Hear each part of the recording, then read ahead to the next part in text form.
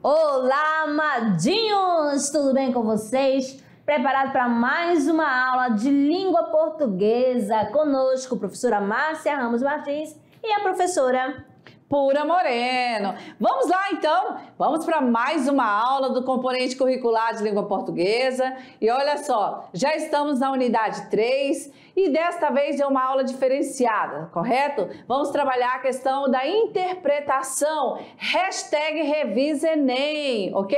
São questões aí do Enem, nesse vestibular que cobra aí tudo que você assimilou durante seu ensino médio. Correto? Então você já está sendo esse aluno treineiro, claro, para chegar lá e ter sucesso, né, Amadinha? Com certeza. Então, aula 44.1, a habilidade desta aula é identificar a finalidade de textos adequando suportes e gêneros, considerando os papéis e posições assumidos pelos enunciadores ou leitores em textos específicos de enunciação. Beleza, e vamos embora, e a aula já inicia com o texto atual, com o tema Olhos d'Água, 2014, obra aí de Conceição Evaristo. Nós, princesas, em volta dela cantávamos, dançávamos, sorríamos. A mãe sorria, de uma maneira triste, com um sorriso molhado. Mas de que cor eram os olhos de minha mãe? Eu sabia. Desde aquela época que a minha mãe inventava esse e outros jogos para distrair a nossa fome. E a nossa fome se distraía. Às vezes, no final da tarde, antes que a noite tomasse conta do tempo, ela se assentava na soleira da porta e juntas ficávamos contemplando as hastes das nuvens no céu. Umas viravam os carneirinhos, outras cachorrinhos, algumas gigantes adormecidos. E havia aquelas que eram só nuvens, algodão doce.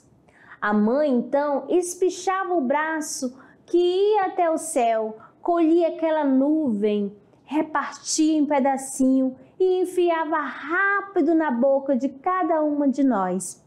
Tudo tinha de ser muito rápido, antes que a nuvem derretesse e com ela os nossos sonhos se esquecessem, meu Pai eterno também. Mas de que cor eram os olhos de minha mãe?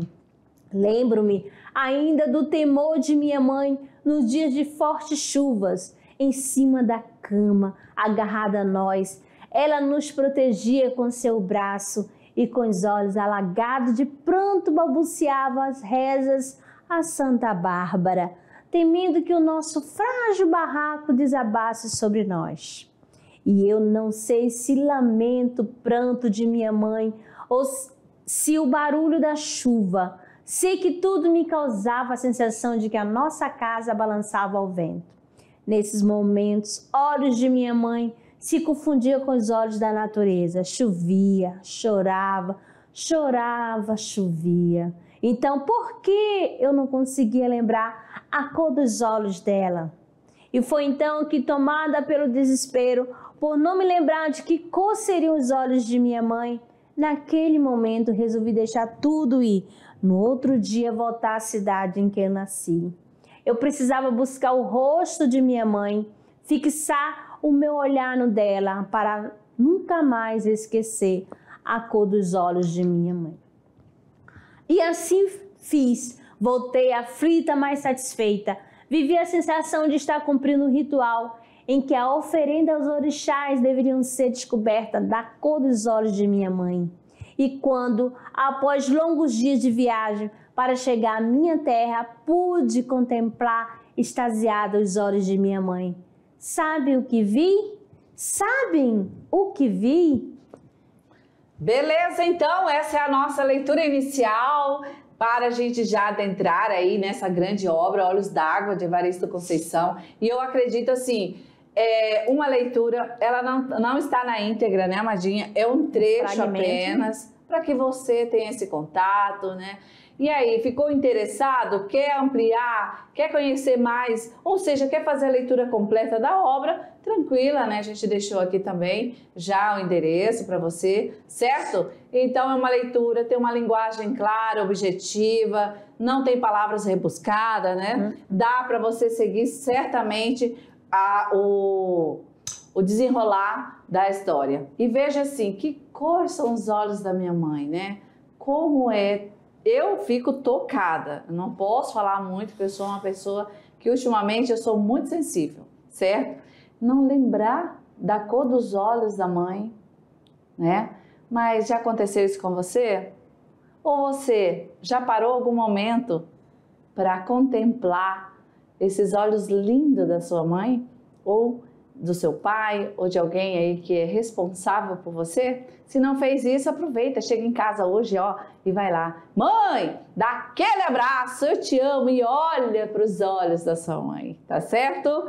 Muito bem, então vamos adiante, vamos chamar a árvore do conhecimento, trazendo a temática aí da aula, que é nada mais, nada menos, interpretação, hashtag o quê? Revisa Enem! É isso aí! Vamos trabalhar com vocês, olha lá, a interpretação sobre as questões que envolvem aí todos os componentes curriculares, né, Amadinha? E aqui a gente vai pontuar para você, exatamente focar naquelas pistas, para você não ficar perdido aí durante a questão, principalmente no momento que você for prestar essa avaliação, certo? O Revisa Enem é um projeto, né, também aí da Secretaria do Estado de Rondônia, que trabalha juntamente com o ensino médio, para todos os alunos do ensino médio, e nós tivemos resultados ótimos, né, Amadinha? Graças. Redação, então, nossos alunos de Rondônia em destaque, nossos alunos indígenas do campo, da cidade, a gente está super feliz com o resultado. Podemos melhorar? Sim, podemos melhorar. E por isso estamos aí com este desafio dessa aula,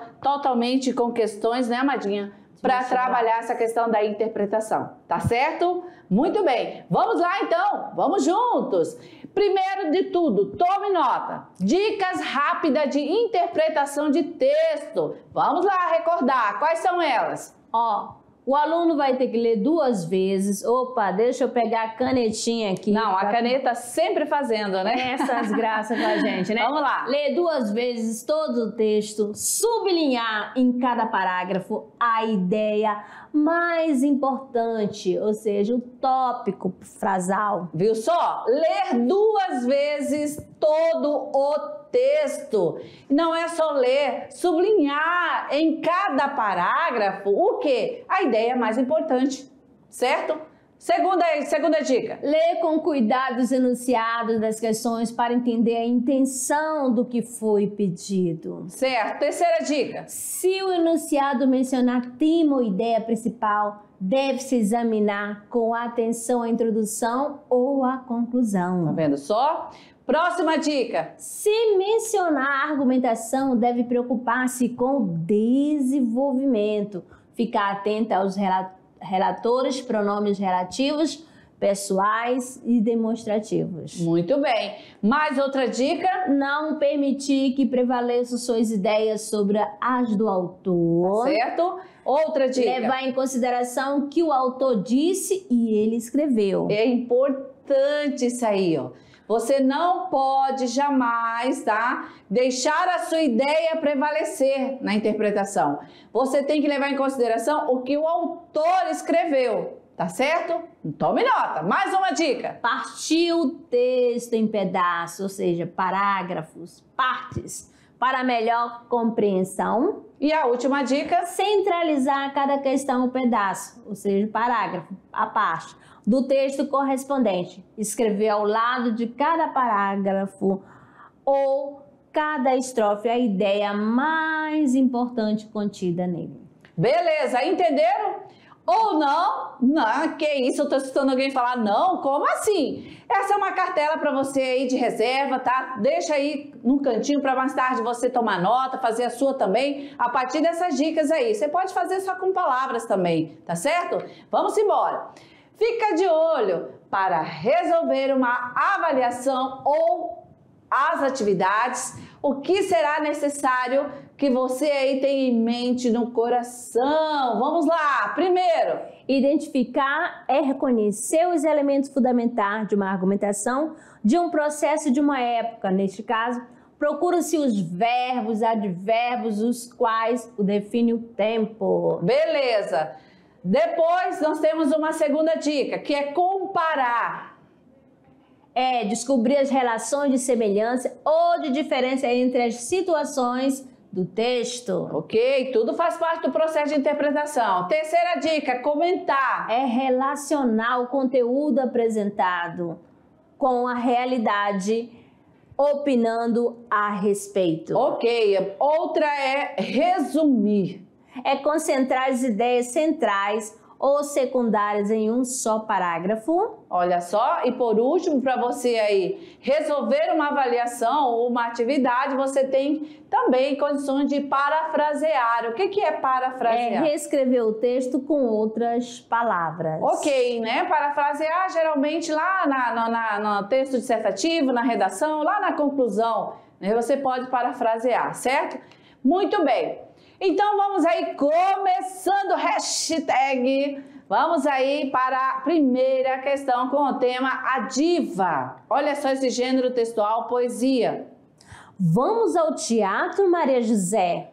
Quem me dera. Desmanchei em rosca 15 quilos de farinha. Tô podre. Outro dia, gente, vamos. Falou meio triste, culpada e um pouco alegre por recusar com orgulho. Teatro? Disse no espelho. Teatro! Mais alto, desgrenhada. Teatro! E os cacos voaram sem nenhum aplauso. Perfeito. Comando da questão. Aqui a gente traz como gabarito, mas vamos lá. Vejam só. O que você vai levar em consideração? Vamos conversar aqui um pouquinho em relação a isso. Lembre-se que nós estamos aí no gênero que é o primeiro de tudo, tá? Vamos lá, vamos conversar aqui, estudante. Olha bem para a professora que eu vou dizer. Então, nós temos aqui presente um gênero textual, né? Que a gente vai trabalhar a nossa interpretação. Lembram das dicas? Vamos fazer a leitura do texto inteiro. Leu a primeira vez, é o primeiro contato. Não vai dar certo, não conseguiu. Leia a segunda vez. Aquela segunda vez já é com aquele olhar, né? Para identificar o que você quer. Passa os olhos no comando e daí volta a sua terceira leitura. E aí você vai encontrar, claro, o que o gabarito aí vai dizer. Ou seja, o que o comando vai dizer para você localizar e encontrar o gabarito, beleza? Muito bem. Então, olha só, nós vamos aí para a questão e aí os comandos. Nós vamos trabalhar certinho, pontuando como você tem que fazer na sua análise. Primeiro olhar, vamos ver aí que nós temos o nosso comando. Será que esse comando ele já traz uma afirmação? Será que ele já traz algo sobre o gênero que foi aí o nosso texto principal? Então vamos aí à leitura. O que diz? Olha lá. Os diferentes gêneros textuais desempenham funções sociais diversas, reconhecidas pelo leitor com base em suas características específicas, bem como na situação comunicativa em que ele é produzido. Ponto. Olha só, não precisa se descabelar. Já está o comando, ele foi feito aí em duas partes. A primeira é uma afirmação. Então já colocou para você o que precisava. Agora, olha lá. Assim, o texto a diva, já que ele já te disse, né, que todos os gêneros textuais têm uma função social, que é reconhecida pelo leitor, que cada um tem aí as características específicas, bem de acordo com a situação que ele quer comunicar, o que o emissor produz. Agora você vai falar só sobre o que você leu, que é a poesia A Diva. Então, assim o texto A Diva, letra A, narra um fato real vivido por Maria José. Nós temos a letra B como gabarito. Surpreende o leitor pelo seu efeito poético. Letra C, relata uma experiência teatral profissional? Claro que não, né? Ela não era uma atriz. né? E sim a gente vê pelo segundo, terceiro verso que ela diz que desmanchou não sei quantos ali de trigo, né? Ou seja, ela faz parte aí da produção culinária. Então não era a letra C também. Letra D, descreve uma ação típica de uma mulher sonhadora. Não, ela não é uma mulher sonhadora, ela é uma mulher ativa, né? Que está ali trabalhando, certo? Em nenhum momento o poema traz essa mulher sonhadora. E letra E, defende um ponto de vista relativo ao exercício teatral. Não defende um ponto de vista, embora ali no final da poesia tenha ali um teor de uma ação teatral, né? Vamos ver lá o final. Olha aí, ó. Teatro, disse no espelho. Teatro, mais alto, desgrenhada. Teatro, e os cacos voaram sem nenhum aplauso, né? Nos remete a uma cena no teatro, no palco do teatro, certo? Então, o que acontece? A construção, né, o estilo, a estilística dessa poesia, certo? O que acontece? Nos surpreende. Por isso que nós temos o gabarito sendo aí a letra B. Surpreende o leitor pelo seu efeito poético, tá? Muito bem. Deserto de sal. Vamos lá. Outra questão. O silêncio ajuda a compor a trilha que se ouve na caminhada pelo Salar de Atacama. Com 100 quilômetros de extensão, o Salar de Atacama é o terceiro maior deserto de sal do mundo, de acordo com um estudo publicado pela Universidade do Chile. O Salar de Atacama é uma depressão de 3.500 km² entre a Cordilheira dos Andes e a Cordilheira de Domeico. Sua origem está no movimento das placas tectônicas. Mais tarde, a água evaporou-se. Desta forma, surgiram os desertos de sal do Atacama. Além da crosta de sal que recobre a superfície, há lagoas formadas pelo degelo de neve acumulada nas montanhas. Os gêneros textuais são textos materializados que circulam socialmente. O texto Deserto de Sal foi veiculado em uma revista de circulação mensal. Pelas estratégias linguísticas exploradas, conclui-se que o fragmento apresentado pertence ao gênero. Letra A. Relato pela apresentação de acontecimentos ocorridos durante uma viagem ao Salar de Atacama. B. Verbete pela apresentação de uma definição e de exemplos sobre o termo Salar de Atacama. C. Artigo de opinião pela apresentação de uma tese de argumentos sobre o Salar de Atacama. D. Reportagem pela apresentação de informações e de dados sobre o Salar de Atacama. E. Resenha pela apresentação, descrição e avaliação do Salar de Atacama. Então, aluno, como a gente está falando aqui, você retoma lá o texto, olha só, o que você vai ter que observar? Olha aqui, amadinho, muito importante. A fonte. Então, se nós temos essa fonte, percebam que é um gênero que trata de informações verídicas, né? Ou seja, um texto que apresenta informações objetivas. Exatamente, né? né? Um texto direto. Que tem a função referencial, né? E assim, ó, e já que você está passando uma informação, já que tem uma referência, preste atenção, amadinho.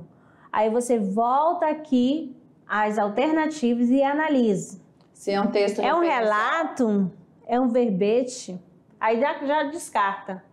Verbete lembra o quê? Dicionário. E relato? Relato vai fazendo vai contar, vai né? contando, vai fazendo um relatório e detalhado. não é ali uma narrativa com essas características, né? Porque o relato, a letra A, não pode ser, porque pelo gênero, pela característica do gênero, viu, estudante? Você já pode começar a fazer o descarte. Olhou para o gênero, para o texto, você tem que identificar que gênero é esse aí. Aí pronto, aí dá tudo certo. Então não é um relato, Porque, olha só, relato pela apresentação de acontecimentos ocorridos durante uma viagem ao Salar de Atacama. Embora Aí não dá porque ele já traz algumas informações com dados. Exato. Opa! E fala sobre o Salar de Atacama, mas não está narrando, não está apresentando esse acontecimento ocorrido durante uma viagem. Não, ele não está relatando isso, não está contando isso, tá? E em relação à resenha... Então não é a letra A, né? Então descarta a letra A. A letra descartadas, a letra A, a letra B. Verbete também não é, porque Exatamente. não tá... Artigo de opinião também já foi descartado. E resenha, Amadinho, que você sabe que resenha sempre tem uma crítica. E aí também não apresenta uma crítica, né? Sendo assim... Olha só, a alternativa é a letra D, que é reportagem para apresentação de informações e dados sobre o Salar de Atacama. Ah, então, reportagem... Olha o ponto-chave. Reportagem e informações. E coleta de dados, né? Dados. Certo? Qual é a temática? Salar, né? De Atacama. Pois é. Então vamos lá para mais uma questão, agora com 2 textos. Ó. Eita, Texto 1, Por complexo de vira-latas, entendo eu inferioridade em que o brasileiro se coloca voluntariamente em face do resto do mundo. Isso em todos os setores e sobretudo o futebol. Dizer que nós nos julgamos os maiores é uma cínica inverdade. Em Webley, o porquê perdemos? Porque diante do quadro inglês louro e sardento, a equipe brasileira ganhou de humildade. Jamais foi tão evidente, eu diria mesmo espetacular, o nosso viralatismo. É um problema de fé em si mesmo. O brasileiro precisa se convencer de que não é um vira-latas. Texto 2. A melhor banda de todos os tempos da última semana, as músicas mais pedidas, os discos que vendem mais. As novidades antigas nas páginas dos jornais, um idiota em inglês. Se é idiota, é bem menos que nós. Um idiota em inglês. É bem melhor do que eu e vocês. A melhor banda de todos os tempos da última semana. O melhor disco brasileiro de música americana. O melhor disco dos últimos anos de sucesso do passado. O maior sucesso de todos os tempos entre os 10 maiores fracassos. Trecho aí da banda Os Titãs, certo? Muito bem. Vamos ao comando da questão. O verso do texto 2, que estabelece a adequada relação temática com o nosso viralatismo, presente no texto 1 é, letra A, as novidades antigas, B, os discos que vendem mais, C, o melhor disco brasileiro de música americana, D, a melhor banda de todos os tempos da última semana, E, o maior sucesso de todos os tempos entre os 10 maiores fracassos. Simbora, aluno terceirão! E aí, como é que ficou? Gabarito letra A, B, C, D ou E, como é que nós estamos? Vejam que o comando está pedindo o quê? O verso do quê? Do texto 2, que estabelece a adequada relação temática, o nosso viralatismo, presente no texto 1. Então, ó, A, B, C, D ou E, temos aqui, ó, o melhor disco brasileiro de música americana. Ok, muito bem. Mais uma questão. Tá achando difícil? Tá achando os textos longos, né? Vai acostumando aí, aluno terceirão. Por quê? O Enem é assim. Você é esse estudante preparado, né? Então, vamos lá. A trajetória de Lísio Mengue é contada por uma narradora mórbida, surpreendentemente simpática. Ao perceber que a pequena ladra de livros lhe escapa, a morte afeiçoa-se a menina rastreia suas pegadas de 1939 a 1943. Traços de uma sobrevivente, a mãe comunista perseguida pelo nazismo, envia Lísio e o irmão para o subúrbio pobre de uma cidade alemã, onde um casal se dispõe a adotá-los por dinheiro. O garoto morre no trajeto e é enterrado por um coveiro que deixa cair um livro na neve. e é o primeiro de uma série que a menina vai surrupiar ao longo dos anos. O único vínculo com a família é esta obra, que ela ainda não sabe ler. A vida ao redor é a pseudo-realidade criada em torno do culto a Hitler na Segunda Guerra. Ela assiste à eufórica celebração do aniversário de Führer pela vizinhança. A morte perplexa diante da violência humana dá um tom leve e divertido à narrativa deste duro confronto entre a infância, ser perdida e cruelmente do mundo adulto, um sucesso absoluto e raro de crítica e política. Comando da questão. Os gêneros textuais podem ser caracterizados, dentre outros fatores, por seus objetivos. Esse fragmento é um ou uma. Letra A, reportagem, pois busca convencer o intelector da tese defendida ao longo do texto. B, resumo, pois promove o contato rápido do leitor com uma informação desconhecida. C, sinopse, pois sintetiza as informações relevantes de uma obra de modo impessoal. D, instrução, pois ensina algo por meio de explicações sobre uma obra específica. E, resenha, pois apresenta uma produção intelectual de uma forma crítica. Eita, e agora? Vamos lá.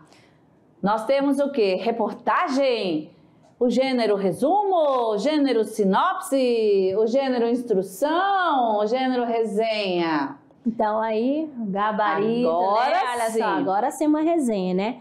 Pois apresenta uma produção intelectual de uma forma crítica. Ou seja, contou algo, né, referente à obra, mas com a opinião, né? Exatamente. Com a própria opinião dele ali, certo?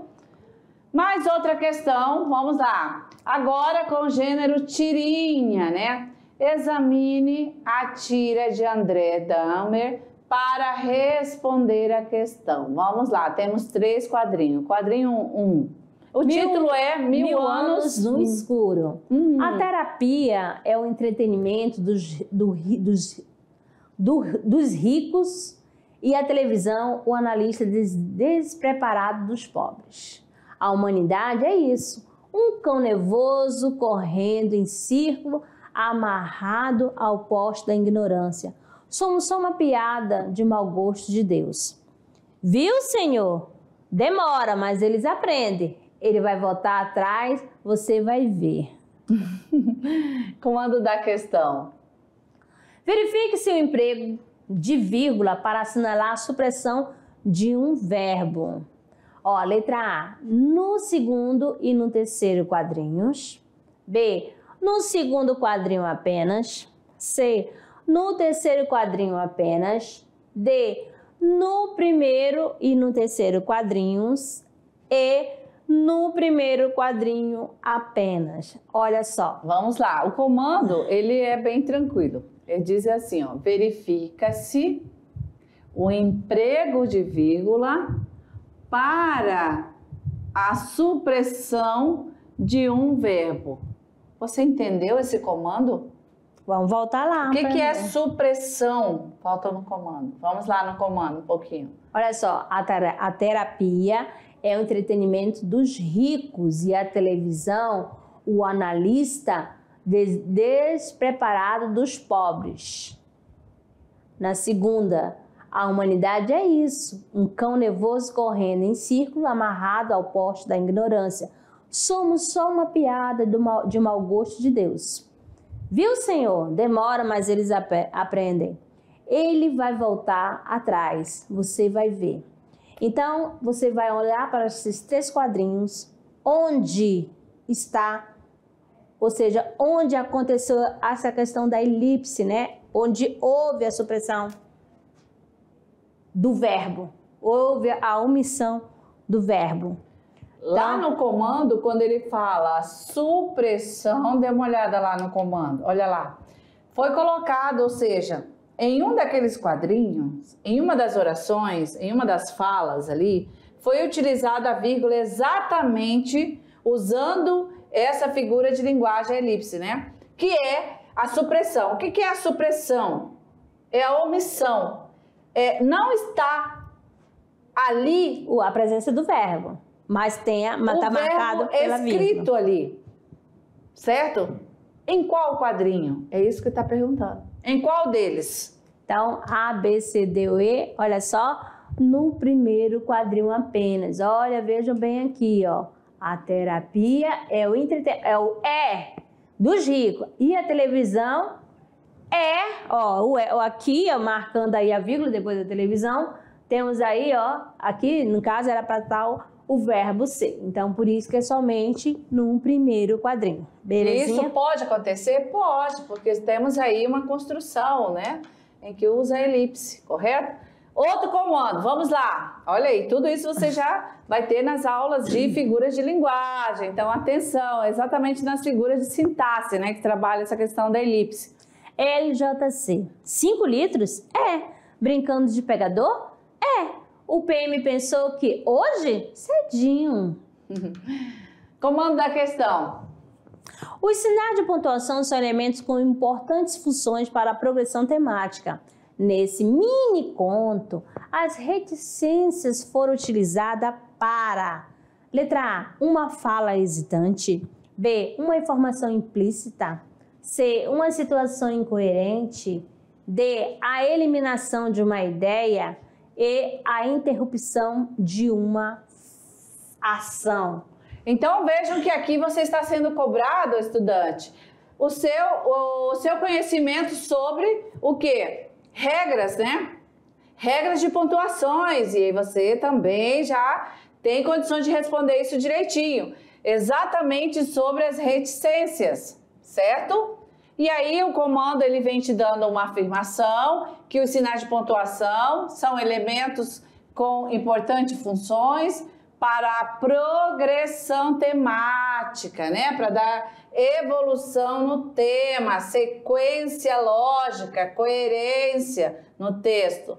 E nesse mini conto, que foi o gênero que foi lido, as reticências foram utilizadas para indicar. Vamos voltar a ver o mini conto lá. Olha só, onde está a reticência? Aqui, né? Para que será? Qual foi a função dela aí? Qual é a função? Então, no mini conto, a reticência foram utilizadas para indicar uma informação implícita que não está lá. O leitor vai completá-la, né? Tá certo? Então, quem entendeu na aula lá das regras sobre os sinais de pontuação que as reticências têm essa função, gabaritou aqui de olho fechado, né? Vamos lá, outra. O ouro do século XXI. Sério, Gadolínio, Lutécio, Promécio e Érbion, Sumário, Térbio e Disprósio, Ómio, Túlio e Térbion. Essa lista de nomes esquisitos e pouco conhecido pode aparecer na escalação de um time de futebol, que ainda teria no banco de reserva Latânio, Neodímio, Praseodímio, Herópio, Escândio e Ítrio. Mas esses 17 metais chamados de terras raras fazem parte da vida de quase todos os humanos do planeta, chamado por muito de ouro do século XXI, elemento do futuro ou vitamina da indústria. Eles estão nos materiais usados na fabricação de lâmpadas, telas de computadores, tablets, celulares, motores de carros elétricos, baterias e até turbinas eólicas. Apesar de tantas aplicações, o Brasil, dono da segunda maior reserva do mundo desses metais, parou de extraí-lo e usá-lo em 2002. Agora, volta a pensar em retomar a sua exploração. Comando da questão. As aspas sinalizam expressões metafóricas empregadas intencionalmente pelo autor do texto para, vamos lá, a mesma coisa, regras aí do uso, né, dos sinais de pontuação. Qual é a utilização das aspas, né? Para sinalizar expressões de metáfora. Letra A, para imprimir um tom irônico à reportagem. B, incorporar citações de especialista à reportagem. C, atribuir maior valor aos metais, objetos da reportagem. D, esclarecer termos científicos empregados na reportagem. E, marcar a apropriação de termos de outra ciência pela reportagem. E ali, onde está o gabarito? exatamente na letra C, né? Que as aspas, elas aí foram empregadas para fazer essa expressão metafórica para atribuir maior valor aos metais, né? Que são aí os objetos de reportagem, ok? Valeu! É isso aí. Então, aqui, deixando aqui para vocês, né, a questão do Brechara, né? Os 10 mandamentos do Brechara, para melhor interpretar. Temos aqui, leia 2 vezes o texto. A primeira leitura serve para tomar conta com o assunto, o contato com o assunto. A segunda, para observar como o texto está articulado e desenvolvido. 2. Observe que um parágrafo pode indicar uma continuação ou uma conclusão em relação ao anterior, ou ainda uma falsa oposição em relação ao outro. 3. Sublinhe em cada parágrafo a ideia mais importante, chamado de tópico frasal. 4. Leia com muito cuidado os enunciados das questões para entender exatamente a intenção do que foi pedido. 5. Sublinhe palavras como erro, incorreto, correto, para não se confundir na hora de responder a questão. 6. Escreva ao lado de cada parágrafo ou de cada estrofe a ideia mais importante contida neles. Beleza, aí temos aí 7, 8, 9 e 10, que são as 10 questões, são mais 10 dicas, né? Mais 4 dicas para você, tá? Não vai levar em consideração o seu entendimento, mas sim o do autor, fazer as suas leituras 1, 2 e 3, tá? E focar nessas 10 dicas, que não somos nós que estamos falando para você. Quem é, Amadinha? É o Brechara. Olha, íntimo da professora Márcia, valeu! Então é isso, e aí a gente aguarda vocês lá na revisão. Até lá! Até lá.